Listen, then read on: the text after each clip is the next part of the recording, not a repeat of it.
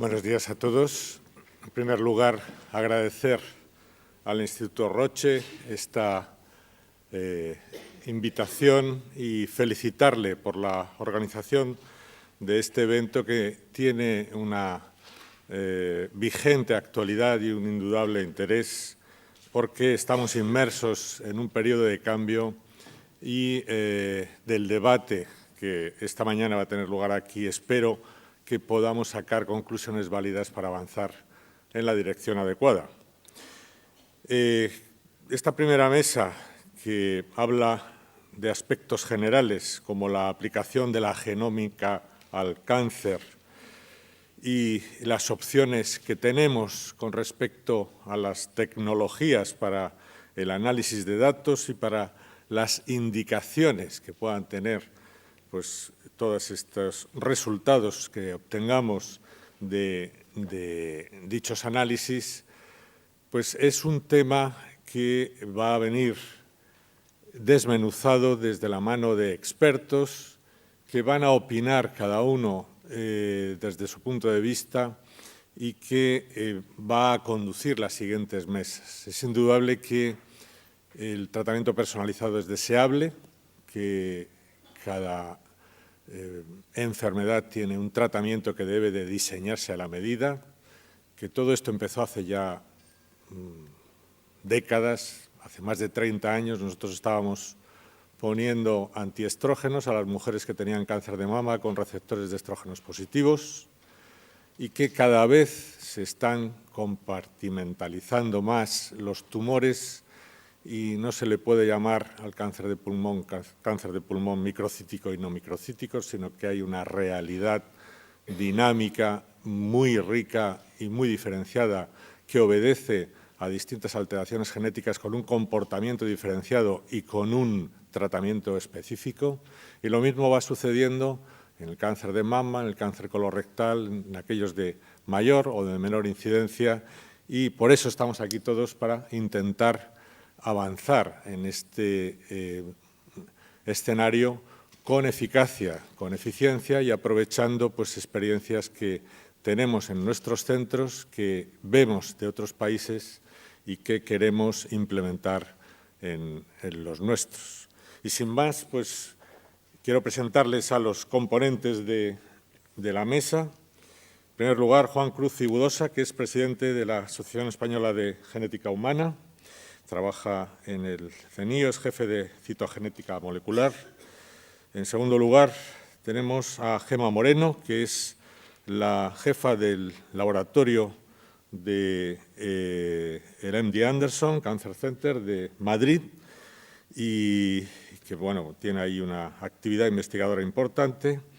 Y en último lugar, the last but not the least, Paco Real, que es el jefe de carcinogénesis epitelial, el director del laboratorio de carcinogénesis epitelial dentro del programa de patología molecular del CENIO, oncólogo médico, catedrático de biología celular de la Universidad Pompeu Fabra y una persona involucrada con el tratamiento personalizado del cáncer y la investigación translacional desde hace décadas también. Sin más, pues quiero animar a un debate productivo, un debate que a todos nos aporte algo, comenzando pues, por lo más obvio, dónde estamos en el momento actual y dónde queremos ir. Es algo que creo que podemos empezar a comentar para situarnos y para trazar el camino hacia donde queremos ir. Lo que sí que les rogaría es que fuesen escuetos en el tiempo para que la hora que tenemos nos cunda y dé oportunidad a todas las posibilidades que se nos ocurran. Adelante, Juan.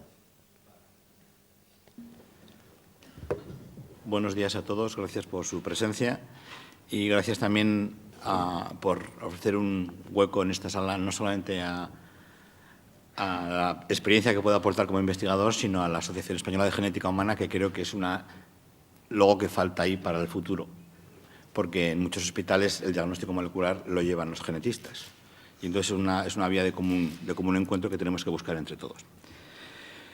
Después de este agradecimiento, preparando un poco el debate, estábamos durante estos días pensando que igual era mejor contar un poco la situación de cada uno. Tenemos áreas complementarias, por lo tanto no vamos a aburrirles repitiendo los mensajes, pero sí que es cierto que es importante que sepamos en qué aspecto está la genética o la genómica, mejor dicho, integrada en los diferentes ámbitos.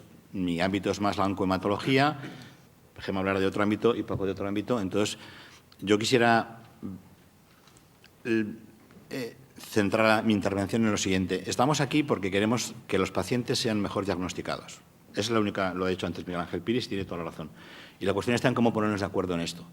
Entonces, a lo que desde mi perspectiva de ya unas décadas haciendo diagnóstico genético en oncohematología, el cambio, estamos proponiendo una estrategia de sustitución.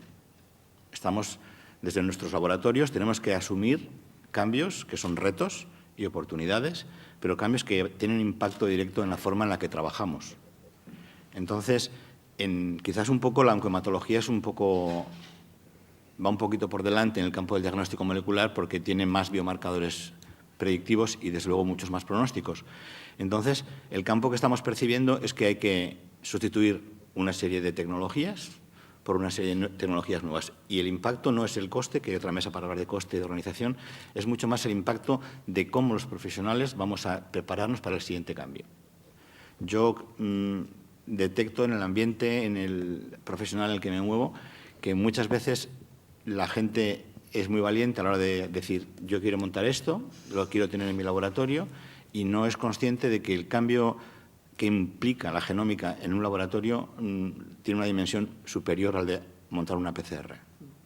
Entonces, lo que quiero lanzar es que el campo del diagnóstico de base genómica va a requerir que cambiemos mucho en nuestros laboratorios, que incorporemos en nuestros equipos profesionales, desde luego, no solamente ya asumir como una realidad la multidisciplinaridad, tiene que haber en el equipo gente clínica, gente de laboratorio, da igual que sean patólogos, que genetistas, me da igual, pero tienen que estar juntos, y hay que abrir hueco a tecnólogos que ahora mismo son rara avis en nuestros hospitales, que son la gente que analiza los datos que tenemos, que los guarda y los persevera.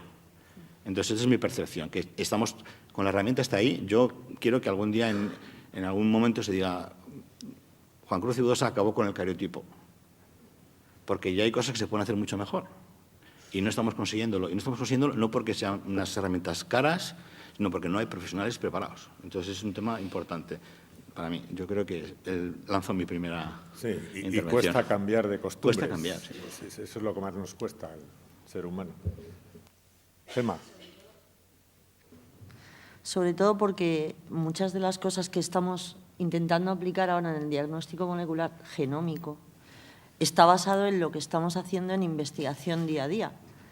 Pero no es lo mismo trabajar con una serie de tumores, en mi caso, de forma retrospectiva y hacerle un exoma y ver el porcentaje, que bien tenemos 300.000 mutaciones, que coger un caso y hacer algo similar. No digo igual, porque yo creo que a día de hoy esto que a veces escuchas de a un paciente se le puede secuenciar el genoma y tener todo y saber qué es lo que le va a pasar mañana cuando salga a la calle, yo creo que eso todavía no, vamos, que es difícil que llegue al diagnóstico. Pero lo que sí que hay, que nosotros, por ejemplo, en el laboratorio hemos montado, son plataformas más pequeñas que nos permiten analizar un mayor número de variantes genómicas, no todas, pero un mayor número de variantes genómicas. Y estoy totalmente de acuerdo con lo que dice Juan, porque estamos acostumbrados a la investigación translacional, pero hay que dar un paso más allá, hay que dar un paso en la rapidez, en la calidad, en la fiabilidad de los análisis que se hagan, en la formación del personal que lleve a cabo esos análisis, porque es verdad que están saliendo muchas empresas tecnológicas y te hacen análisis en 4 días de un montón de genes, pero claro, hay que estar seguro que detrás la plataforma y el análisis que se ha llevado a cabo pues está bien hecho, es riguroso, porque no se trata de un estudio translacional, se trata de un diagnóstico. Estamos preparados y vamos avanzando, Yo creo que todavía nos falta un poquito para... Sí, yo creo que es estar ahí importante avanzando. la apreciación que habéis hecho de la constitución del equipo multidisciplinar Sí, con eso es todos los esencial. integrantes que le dan pues una riqueza al producto que resulta del análisis muy superior. Ahora, esto pues implica indudablemente una organización porque vamos a hacer todos de todo, vamos a externalizar algo, si ese es algo que, va a haber centros de referencia, se le va a hacer una secuenciación del exoma a todos los pacientes si cuesta 50 € hacer esto dentro de 3 años. ¿Para qué? Solo vamos a hacer una determinación de alteraciones genéticas cuando tengamos una oferta en términos terapéuticos que dar al paciente. En fin, yo creo que hay que centrarnos en los aspectos más prácticos, ¿no?, para poder avanzar. ¿Cuál es tu opinión, Paco? Bueno, yo voy a empezar por dar gracias por la invitación y por organizar esta reunión. Y voy a empezar por decir que yo creo que lo más difícil y lo que refleja mejor la inteligencia de la gente y de los grupos es la capacidad de predecir. Y predecir siempre ha sido difícil, especialmente el futuro. Pero yo creo que aquí estamos tratando de dos aspectos muy importantes de la predicción. La primera es que en lo que consiste la terapia guiada por el diagnóstico molecular en cáncer es en predecir mejor quién va a responder y quién no va a responder. Y ese es un reto fundamental. Pero el segundo reto fundamental en el que yo creo que nuestra capacidad de predicción es muy importante y es un desafío crucial es en predecir qué va a pasar con este campo, porque la velocidad de evolución del campo es tremenda. Entonces, yo vengo de los tres que estamos aquí, probablemente soy el que está haciendo más investigación básica. Gemma está en un hospital, Juan está haciendo diagnóstico molecular muy aplicado al sector clínico. Yo tengo un gran interés, obviamente, en la investigación translacional, pero hago investigación básica. Y yo querría llamar aquí la atención sobre dos puntos. En primer lugar, que hay tres niveles para mí en este momento en el que uno puede pensar en cómo aplicar el diagnóstico o el análisis genético y genómico mejor para guiar la terapia. El primero es cuando ya sabemos, el Theranostics, cuando ya sabemos que a un fármaco le va asociada una alteración molecular que predice la respuesta al tratamiento. El segundo es el explorar lo conocido, los paneles de genes que ya conocemos. Y el tercero es explorar lo desconocido, que es explorar todo el genoma y ver qué aprendemos de explorar todo el genoma. Esos tres niveles tenemos que definir muy claramente cómo los vamos a implementar. Y creo que es muy importante discriminar entre los tres. La segunda observación, o el segundo elemento que me gustaría llamar la atención, puesto que sobre todo a mí lo que me preocupa es predecir qué es lo que va a pasar, es cómo se va a organizar todo esto y cómo se va a mover el campo. Y yo creo que el mejor ejemplo para plantearnos las dificultades en predecir es pensar en los teléfonos móviles. Casi nadie de nosotros necesita todas las aplicaciones que le ofrece un smartphone. Yo ni siquiera tengo uno. Sin embargo, hay dos elementos que hacen que la mayoría de vosotros tenéis un smartphone. Uno es que la tecnología ha evolucionado y está ahí, y el segundo es que os lo podéis comprar. Yo creo que en la tecnología genómica y en su aplicación al entorno biomédico en cáncer, esos dos elementos son exactamente igual de importantes. Eso quiere decir que probablemente vamos a estar utilizando herramientas que a lo mejor nos van a dar una serie de información y una serie de oportunidades que ni siquiera las necesitamos exhaustivamente, pero que porque están ahí y porque son baratas y porque nos las va a querer vender alguien, las vamos a acabar comprando. Y creo que eso es lo que dificulta que la tecnología está avanzando muy rápidamente y que el coste está bajando mucho más rápidamente de lo que pensábamos, es lo que dificulta el predecir cómo va a evolucionar el campo. Entonces, a mí me gustaría dejar esos dos puntos ahí y podemos seguir la discusión si queréis. Tengo algunos elementos más que comentar, pero ya vendrán. Adelante, Juan. Yo voy a ir en contra de lo que dice Paco ahora mismo. Es un poco lo que queríamos aquí, ofrecer diferentes puntos de vista, ¿no? Y voy a contar una experiencia que comuniqué hace poco en una jornada que organizó también el Instituto Roche acerca de la implementación de la genómica en el Servicio Nacional de Salud. Y no hablo de genética diagnóstico del cáncer, sino de genética clínica, que es un campo que también ha incorporado muy tempranamente las herramientas, ¿no? Entonces me propusieron que hablara de este tema y hicimos una encuesta en 40 hospitales del Servicio Nacional de Salud acerca de cómo estaban implementando la genómica en sus propios hospitales. Es una pregunta muy sencilla, porque además hay una directriz de práctica clínica, que es un caso de consulta de retraso mental idiopático, hay que diagnosticarlo con un array de CGH, que es una herramienta que ahora mismo en coste está comparable a hacer una PCR o 2 PCRs. O sea que el coste es una barrera hasta cierto punto. La encuesta fue demoledora. O sea, en este país se diagnostica adecuadamente retraso mental en menos del 5% de los casos. O sea, nuestros niños con retraso no están diagnosticados correctamente y ya no es un problema de costes, es un problema de sistema. Y además es un problema que conlleva una grave deficiencia en equidad entre hospitales. Entonces, yo estoy muy por la labor de cambiar las cosas, pero realmente el tema del coste ya debería pasar a un segundo término y entender que creo para mí que la primera barrera de predicción consiste en nosotros mismos. Bueno, no. En cuanto al tema del coste, nadie pone en duda un tratamiento con un fármaco hipercaro del que no se sabe cuál es la respuesta. Y entonces, sí se pone, ¿no? Bueno, si se pone bueno, pues nadie o casi nadie, ahí mejor. Ahora y se cuestiona simplemente todo se ya. tratan porque se tienen que tratar, porque tienen una enfermedad como un cáncer, vale. Pero es que un buen diagnóstico molecular del inicio, igual, que a lo mejor ahora resulta más caro, porque la tecnología todavía no es lo suficientemente como para... A la larga sale mucho más barato, o sea, si lo vemos en términos de coste. Luego, otra cosa que quería decirle solo a Paco. O sea, en las 3 patas que has puesto hay una claramente, que yo veo claramente, que es el avance en la investigación. O sea, nosotros optamos en el MD Anderson por hacer un diagnóstico de secuenciación masiva y algunos pacientes cuando lo solicitan y demás, y tenemos un problema, y es que hay veces que encontramos alteraciones para las cuales no hay fármaco disponible, y tenemos casi, si todos los casos que hemos analizado en este año y medio, más o menos, podemos hacer un 33, uno tiene terapia, el otro no tiene una alteración incluida en los paneles comerciales, que son los que nosotros estamos utilizando ahora, o tenemos una alteración para la cual no hay terapia, con lo cual nos quedamos un poco igual. O sea que la investigación es fundamental. Y estudiar análisis de genomas en pacientes, yo sinceramente lo dejaría en el campo de la investigación, no tiene mucho sentido trasladar eso al diagnóstico, iría un poco más focalizado. Ok, Paco.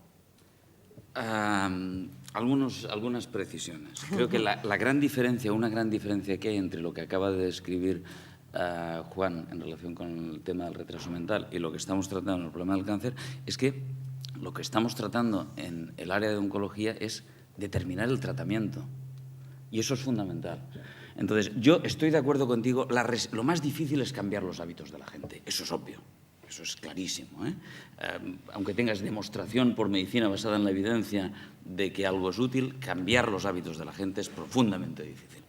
Pero si lo que te juegas es el tratamiento de una enfermedad que se puede inducir una respuesta parcial o mejorar la supervivencia o eventualmente curarla versus una situación en la que todavía no podemos ofrecer un tratamiento, creo que la presión que existe en el sistema para no caer en la mala práctica médica, que es lo que tú estás describiendo, es muchísimo mayor. Esa una. La segunda cosa es que yo creo que hay que reconocer y hemos de ser conscientes, probablemente, a mí me ha costado un tiempo darme cuenta de esto, pero creo que si reflexionáis un poco os daréis cuenta rápidamente de que la oncología médica es absolutamente pionera o la investigación en oncología es absolutamente pionera. Estamos hablando de medicina de precisión, estamos hablando de cambiar la taxonomía de las enfermedades, estamos hablando de que no hay un cáncer de pulmón, sino que hay 20 tipos o 30 o 50 cánceres de pulmón distintos y nadie en diabetes está hablando más que de type 1, type 2 y type 3 diabetes. Y probablemente hay 50 tipos de diabetes, y probablemente hay varios tipos de asma y hay varios tipos de bronquitis crónica. Estamos liderando desde la oncología médica el nuevo ICD-9, que va a ser el ICD lo que sea, de la clasificación de las enfermedades. Y esto hace que realmente el sistema O sea, los comités de tumores, ¿en qué otras especialidades, en qué otras áreas médicas se está gestionando el tratamiento ya hoy de los pacientes a través de comités de tumores? Pues prácticamente en ninguna. Por lo tanto, en este sentido, la oncología médica o el tratamiento integral del paciente con cáncer está liderando la revolución en medicina. Y por eso yo creo que lo que tú estás describiendo, que es cierto, quizá en enfermedades en las que no existen buenas alternativas terapéuticas, hay esa resistencia al cambio muchísimo mayor. Y no olvidemos una cosa, detrás de todo esto hay una presión tremenda y es que quien vende los fármacos es la industria. Y la industria, no es ninguna crítica a esto, está para ganar dinero y va a tratar de vender más fármacos. Y por lo tanto, de hecho, yo creo que la prueba más evidente de que los cambios que se están introduciendo de forma más robusta y más efectiva en el manejo de pacientes con cáncer son todos aquellos elementos de diagnóstico molecular que vienen asociados a un elemento de cambio terapéutico.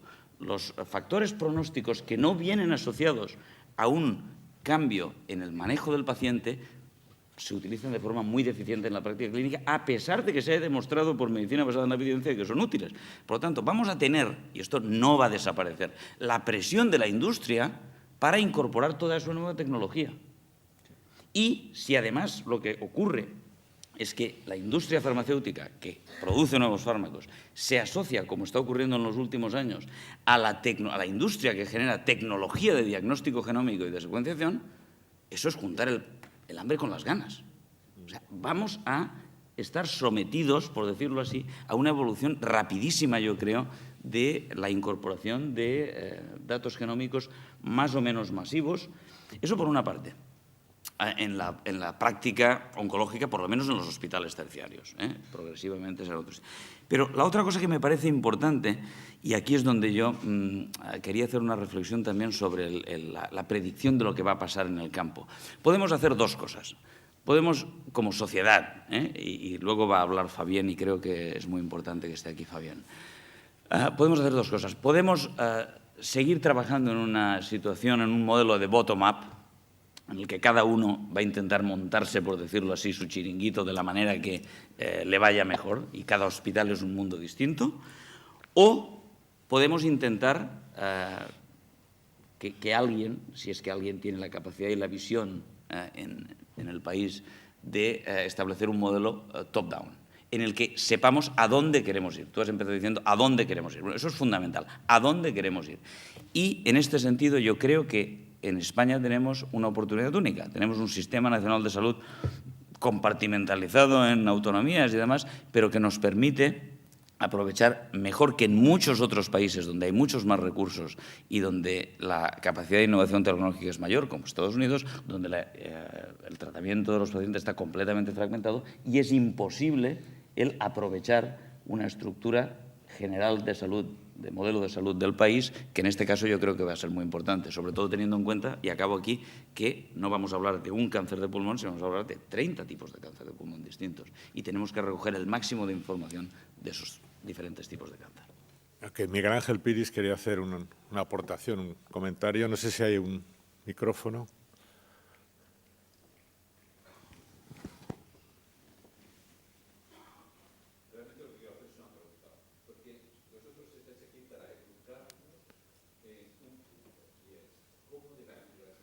Hay que conectar el micrófono. Espera.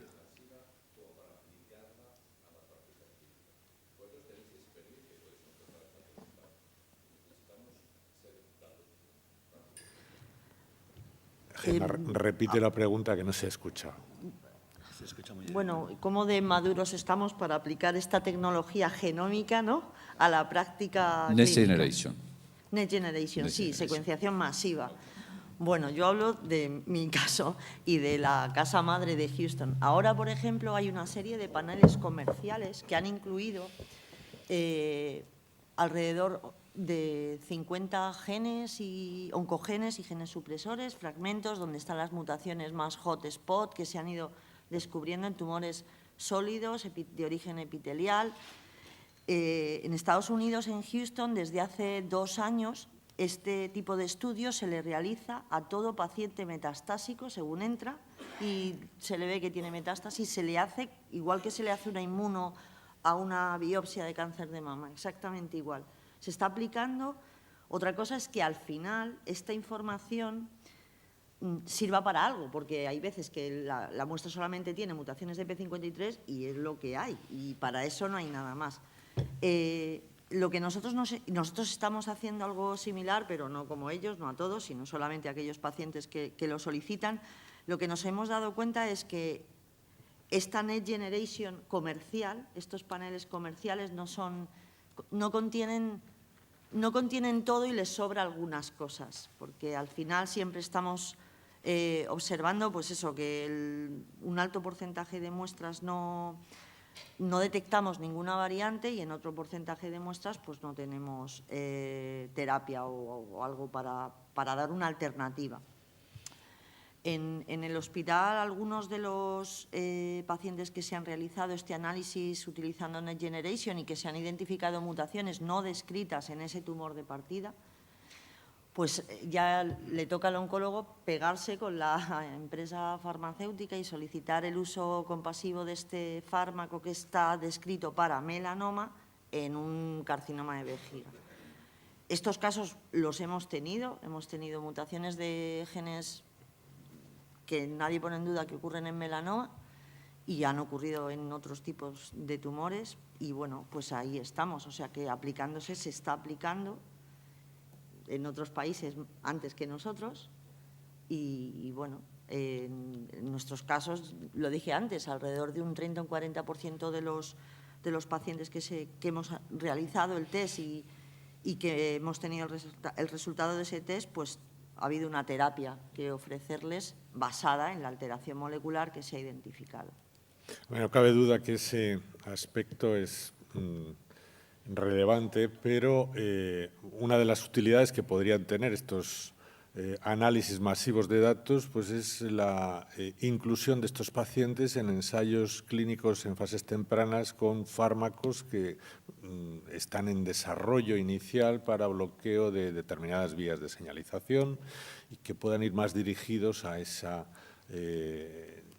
terapia con objeto de no solo determinar la toxicidad, sino también pues, que se pueda beneficiar en etapas iniciales de ese bloqueo y también tener una idea sobre la posible eficacia que pudiera tener esa aproximación. Creo que desde el Instituto Nacional del Cáncer francés están aprovechando esa oportunidad para hacer un salto cualitativo en cuanto al desarrollo de fases 1 con esa secuenciación y que nosotros deberíamos de hacer. Otro problema que tenemos también importante es que a los patólogos os llegan muestras que os gustaría que fuesen mucho más generosas y cuando tú pinchas un páncreas o cuando tienes una biopsia por una broncoscopia, pues tienes una cantidad muy finita, muy escasa de material genético y que sería interesante optimizar ese análisis para que no se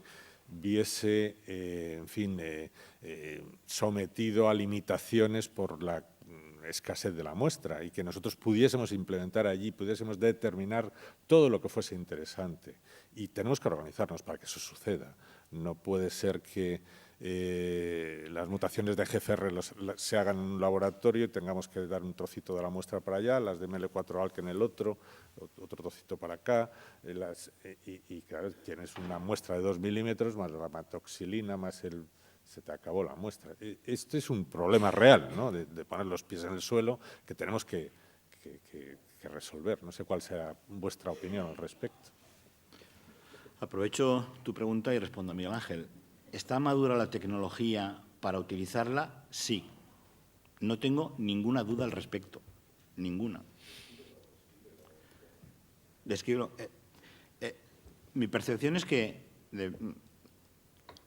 depende del equipo técnico. O sea, lo que tienes que dotarte, lo que tenemos que dotarnos todos son, evidentemente, y estamos avanzando un poco en lo que creo que va a ser la discusión general, de un equipo de un laboratorio que confiera seguridad, que cumpla todos los requisitos. Pero en el caso, más frecuente vuestro, es que de una sola muestra de una biopsia podemos sacar, debería entrar directamente a un equipo de secuenciación masiva, según entra.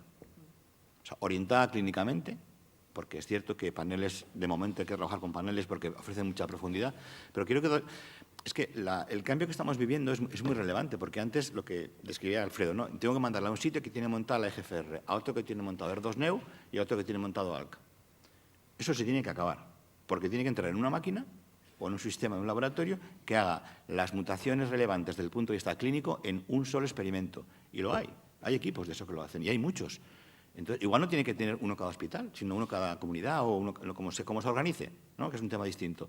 Pero hay un laboratorio que haga eso bien, que tenga un buen analizador de datos y un buen bioinformático detrás que respalde todos los análisis y luego una persona que interprete los hallazgos. Ya está, son 3 personas.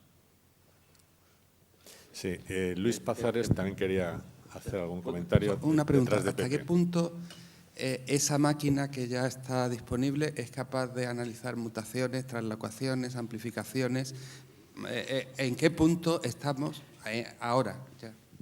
Yo aquí igual, pero en realidad ahora mismo las mutaciones puntuales, que son las más frecuentes, salvo el caso de ALK para pulmón, obviamente, o la próstata,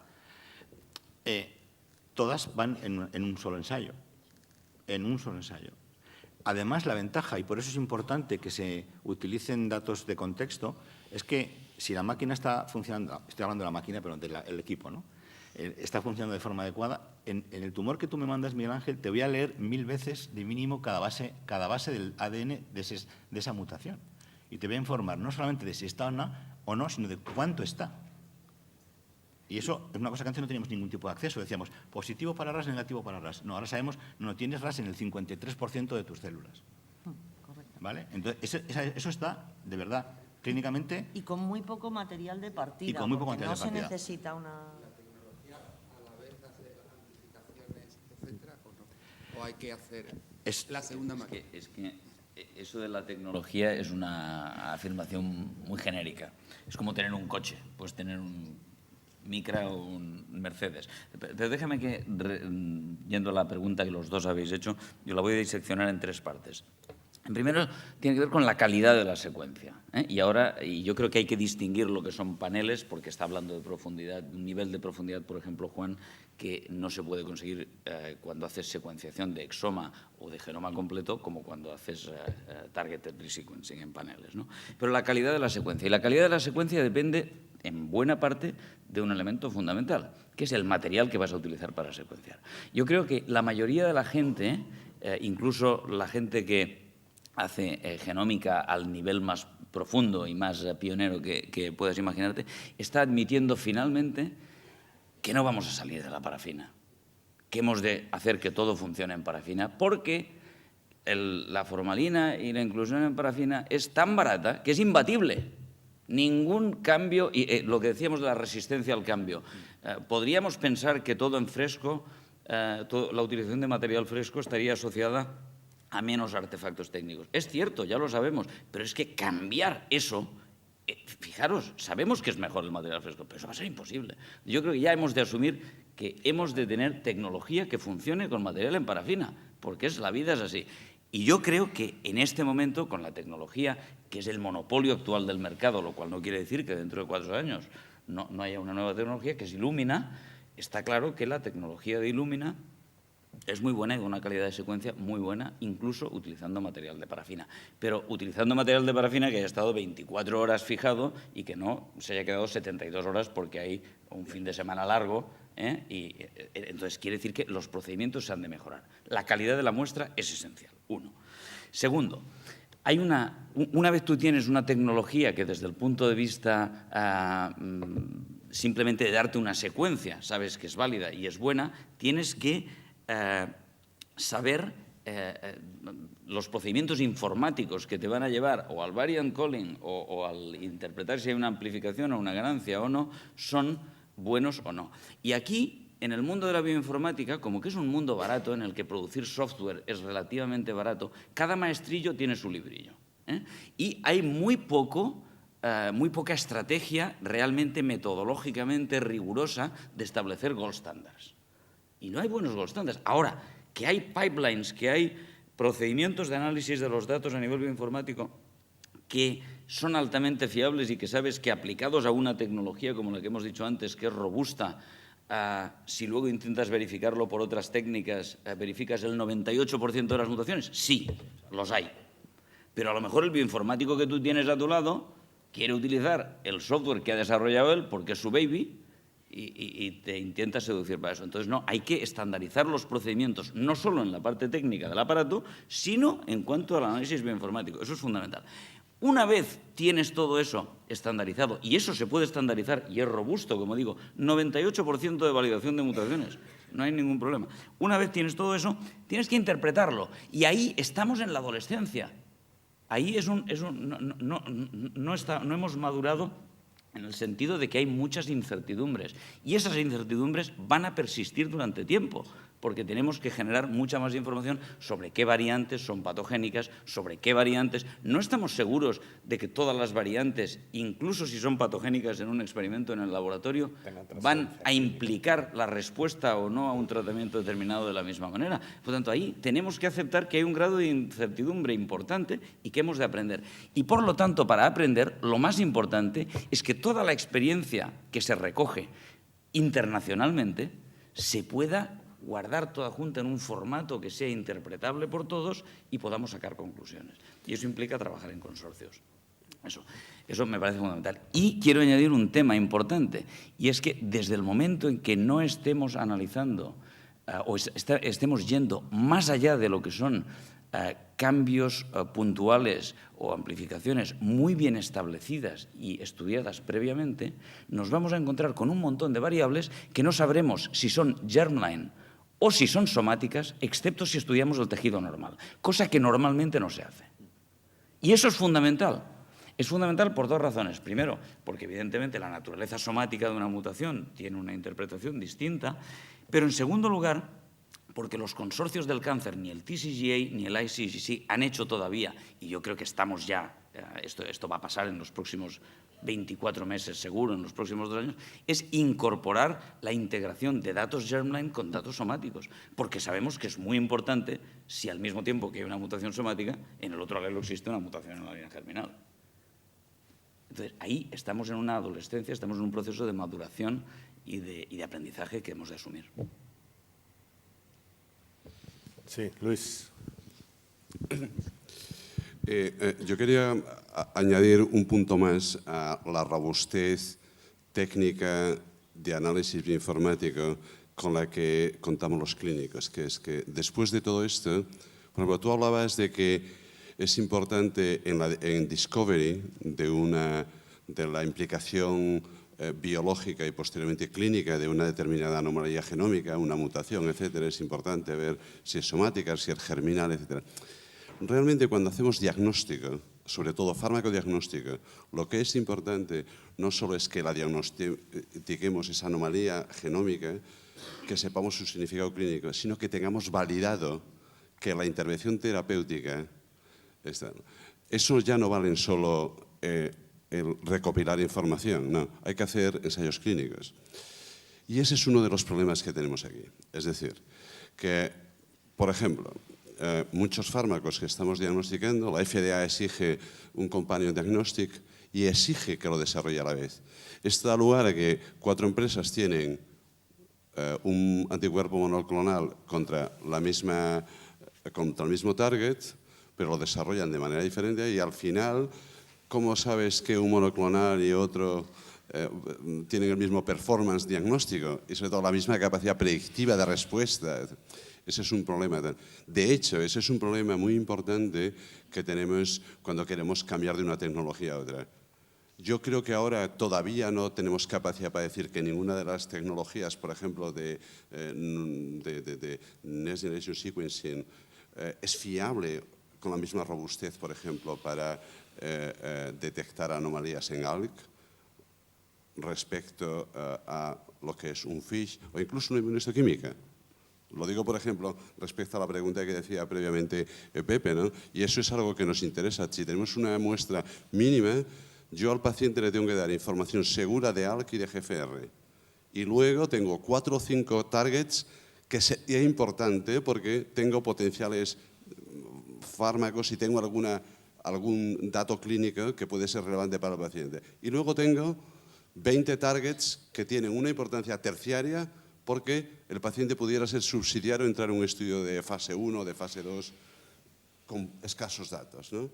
Entonces, yo creo que todavía, no sé, creo que no estamos en el punto en el que la tecnología, o al menos de manera robusta, tengamos datos para decir, puedo dejar de hacer el FISH para el ALK o puedo dejar de hacer el FISH para el ROS porque me puedo fiar de que mi Illumina me va a dar estos datos, ¿no?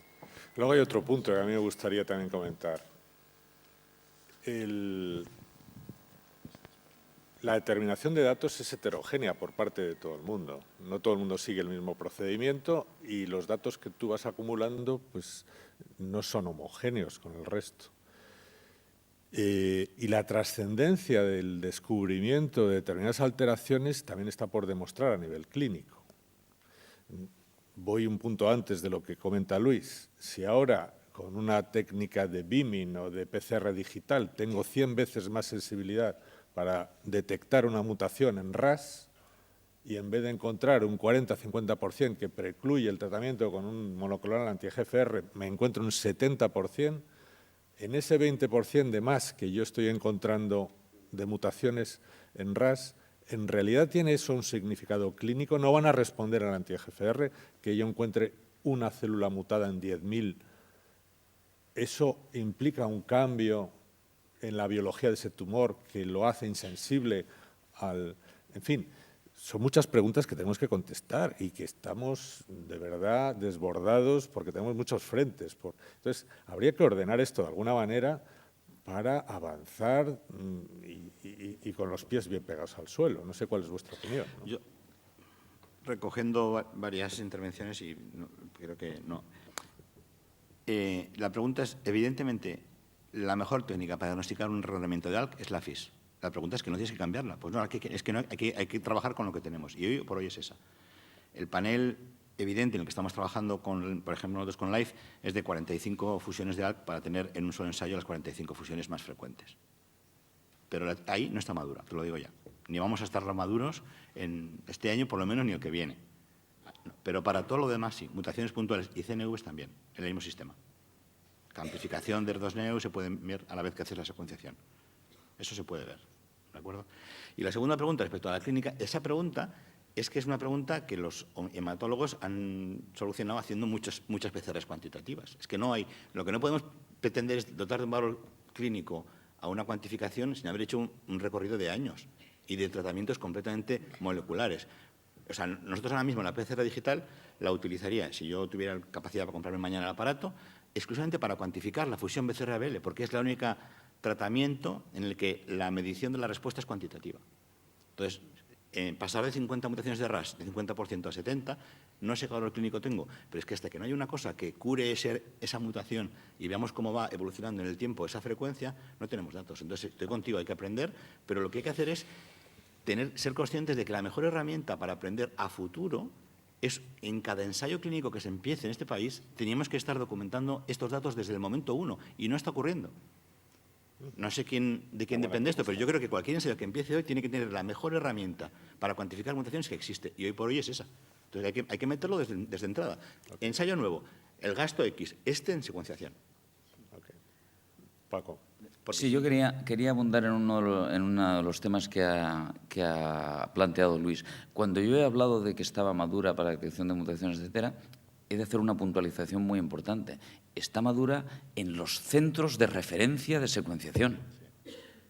Y yo creo que ahí va a ser muy importante oír lo que nos explique Fabien de cómo ellos han decidido en Francia certificar a determinados laboratorios, a determinados grupos para llevar a cabo determinadas actividades. Y eso, evidentemente, el gran riesgo que existe en relación con la aplicación de estas técnicas, sobre todo en cuanto a secuenciación masiva en el entorno clínico, es que estamos viendo a nivel tecnológico, yo creo, una polarización muy clara. Estamos viendo, por una parte, la generación de nuevos equipos de secuenciación a grandísima escala para que los centros de referencia puedan secuenciar el genoma completo con una profundidad de 40 por a 1.000 euros o a menos de 1.000 euros, y eso está pasando rápidamente, y al mismo tiempo una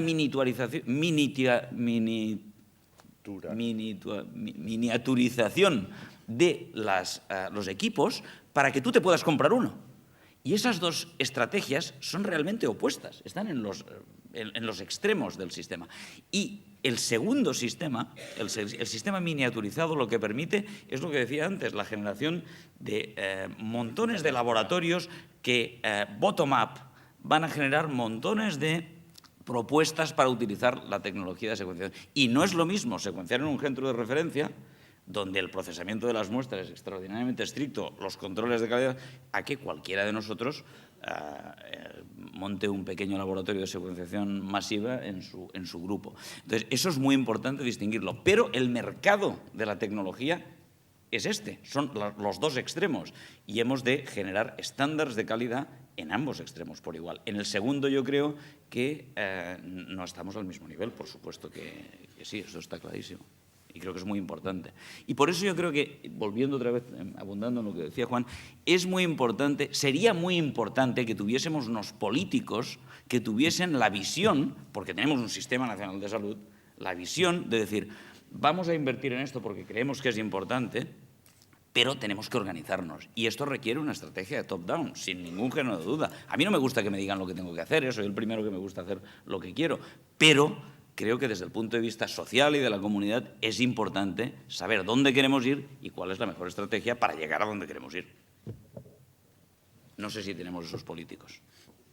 Josep María nos dirá algo de esto después. Ok, yo creo que la organización se la vamos a dejar a Enrique de Álava, que está en la próxima mesa, para que nos hable del top-down o del bottom-up o de alguna cosa de estas. Creo que hemos centrado a nivel general pues, el toro para que nos demos cuenta del rigor que debe de tener cualquier determinación y de en fin, la optimización que debemos de hacer de las muestras tumorales para que el paciente sea el que finalmente obtenga el beneficio, priorizando aquellas determinaciones que tienen una trascendencia terapéutica. Creo que estamos en un momento de cambio importante y que todos debemos de trabajar de manera multidisciplinar y que, bueno, pues indudablemente el aspecto organizativo final que corresponde a los políticos sería más fácil de implementar si se lo damos hecho. Es como cuando te dan una carta para que la firmes, ¿no? Esto es algo que, si nosotros somos capaces de organizarnos a nivel institucional entre las sociedades científicas y proponer un plan que esté ya algo maduro y medio establecido, será más fácil que a nivel político se implemente. Y sin más, pues quiero agradecer a todos las aportaciones, a los ponentes y dar por cerrada este debate y agradecer de nuevo a Roche por su amable invitación. Muchas gracias.